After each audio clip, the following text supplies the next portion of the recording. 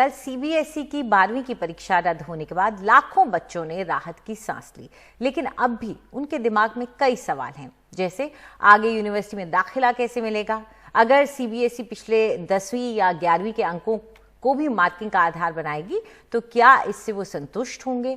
ऐसे ही कुछ सवालों के बीच बच्चों के मन में आखिर क्या चल रहा है, ये जानने के लिए कुछ बच्चों और उनके शिक्षकों से बात की हमारे सहयोगी सौरभ शुक्ला ने। 12th के बोर्ड एग्जाम्स कैंसिल हो गए।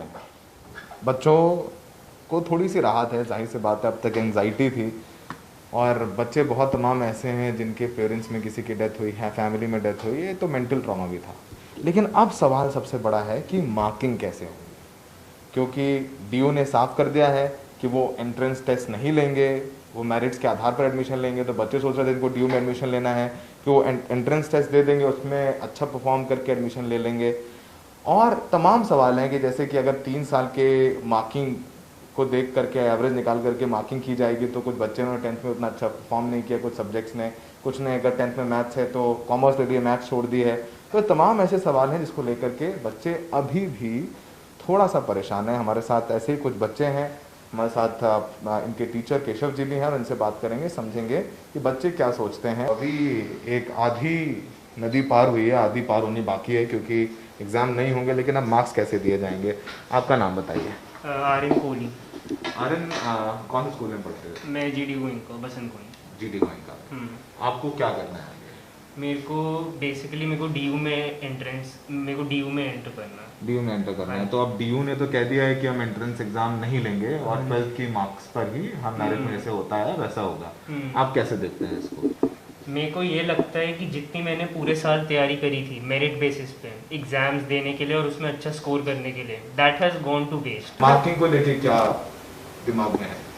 मार्किंग को लेके यही है कि अब इन्होंने बोला है कि लास्ट 3 इयर्स के बेसिस पे देंगे, तो 11th का रिजल्ट मेरा अप टू द मार्क था नहीं, तो उसी के इम्प्रूवमेंट मैंने 12th में करने की कोशिश करी थी और पूरी कोशिश थी कि 12th के बोर्ड्स में अच्छे मार्क्स आएंगे, बट वही है कि अब बोर्ड्स तो कैंसिल हो गए।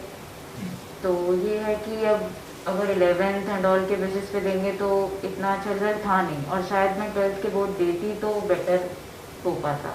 बच्चों की प्रॉब्लम ही यही, बच्चे सभी यही कह रहे हैं कि अब हमको पता ही नहीं है कि उनको मार्क्स कैसे मिलेंगे, क्योंकि बोर्ड दिया नहीं। और बोर्ड एग्जाम देके जब बच्चा आता है तो कैलकुलेट कर लेता है कि मेरे को इतने मार्क्स मिल जाएंगे, मैथ्स में इतने मिलेंगे या इकोनॉमिक्स में इतने मिलेंगे, वो होता नहीं है। सर ये बताइए क्या होना चाहिए? हमने बच्चों को सुना, बच्चे कह रहे हैं जैसे कि आर्यन ने बोला कि बोर्ड एग्जाम्स उसको एंट्रेंस अगर डीयू में होता तो बेटर होता, परफॉर्म करके नंबर ले लेता। इसमें जो मेरी समझ है कि 10th के मार्क्स भी आपको कुछ क्राइटेरिया लेना चाहिए, क्योंकि एक वो पैरामीटर होता है। मैं शुरू से कहता हूँ 1 साल की स्टडी कभी भी बच्चे को मार्क्स नहीं देने चाहिए, तो ये अच्छी बात है, ये सब ले रहे हैं। लेकिन अब जब हम क्राइटेरिया लेते हैं 10th का, कई बच्चे होते हैं जिनकी मैथमेटिक्स अच्छी नहीं होती, 10th तक कंपल्सरी है, वो लेते हैं फिर छोड़ देते हैं।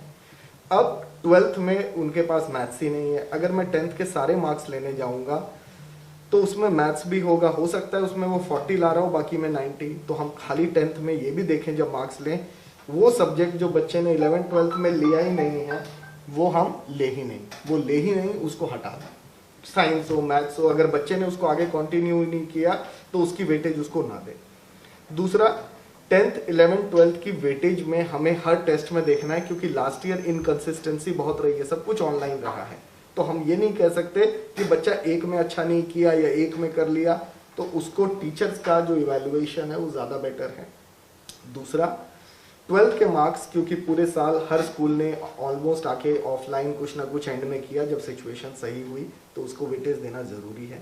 प्लस मेरा मानना ये है कि अगर अभी भी ये कर सकें तो 5 मिनट का एक कैजुअल इंटरैक्शन, जिसको हम प्रैक्टिकल एग्जाम में वाइवा कहते हैं, हर स्कूल में वाइवा होता है, खाली एक 5 मिनट का जूम पे हर प्लेटफॉर्म पे आप बच्चे से 2 सिंपल सवाल पूछ लीजिए, तो मार्क्स देने से पहले वो 30% आप उससे इंक्लूड करिए। एटलीस्ट ये तो पता होगा कि जिस बच्चे को आपने 98 दिया उसे बेसिक आता था या नहीं। फिलहाल सब कुछ सीबीएसई के हाथ में है, अभी कोई फॉर्मूला तैयार नहीं किया है, मीटिंग्स चल रही हैं, लेकिन ये भी तय है कि अगर बच्चे संतुष्ट हुए तो फिर लिटिगेशंस भी होंगे और टाइम बढ़ेगा। तो फिलहाल अभी भी बच्चे स्ट्रेस में हैं कि मार्क्स कैसे दिए जाएंगे और उनके आगे एडमिशन्स कैसे होंगे। सहयोगी राकेश कुमार के साथ दिल्ली में सौरभ शुक्ला, NDTV इंडिया।